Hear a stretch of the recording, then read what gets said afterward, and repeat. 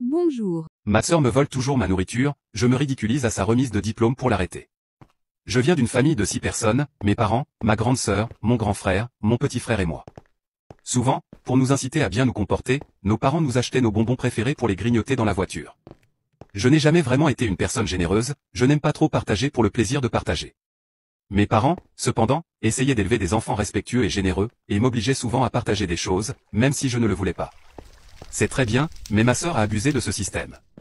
Vous voyez, elle disait qu'elle ne voulait pas d'un sac de bonbons, puis une fois que nous étions sur la route, elle commençait à prendre les bonbons des 3 frères. Ça me faisait vraiment chier. Je n'avais pas souvent de bonbons, car ma mère n'aimait pas nous donner de la nourriture sucrée, alors quand j'ai eu mon propre paquet d'Haribo, j'ai voulu les manger jusqu'au dernier. D'ailleurs, mes parents lui proposaient toujours de lui acheter un paquet de bonbons pour elle, mais elle refusait parce qu'elle savait qu'elle pouvait se servir sur le dos des autres. Alors au bout d'un moment, j'ai commencé à refuser ses demandes de bonbons. Mais ma mère ne voulait pas de ça, parce que c'était égoïste, alors elle me forçait à lui donner les bonbons. Une fois, j'ai même dit en achetant mon paquet, « Sœur, je ne vais pas te donner mes bonbons. Si tu veux des bonbons acidulés, achète-le toi-même tout de suite. » Ça va, a-t-elle répondu, je ne veux pas un sac entier de bonbons. Avance rapide de 20 minutes dans le trajet en voiture, mon père réquisitionnait un bonbon pour le donner à ma sœur, alors que j'étais assise en train de râler.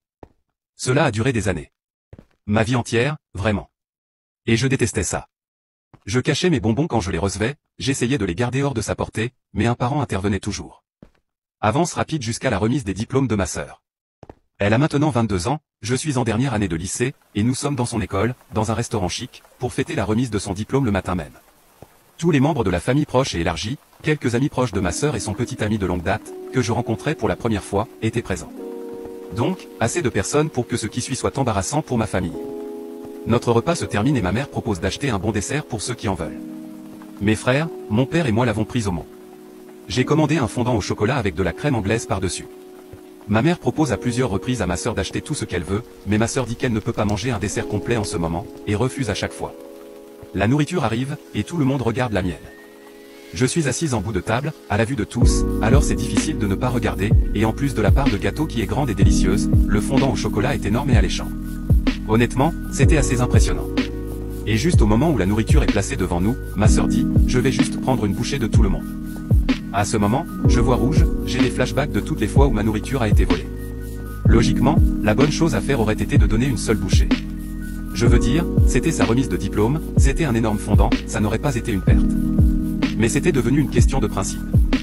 Donc, au moment où elle a dit ça, d'un seul coup, à la vue de tout le monde à table, j'ai balayé ma part de fondant au chocolat et je l'ai fourré entièrement dans ma bouche d'un seul coup, devant toute ma famille et quelques étudiants de l'université proche de ma sœur qui, encore une fois, ne se sont jamais rencontrés dans ma vie. Ma sœur regarde, consternée, et dit, tu as fait ça juste pour que je n'en prenne pas. Et je la regarde, les joues gonflées, le visage couvert de chocolat et de crème anglaise, les yeux dans les yeux et j'acquiesce. Il y a eu un silence choqué, à ce moment-là et pendant le trajet très tendu en voiture vers la maison. Mais depuis ce jour, elle ne me demande plus jamais rien. J'espère que tu as passé un bon moment, tu es magnifique quoi que tu en penses.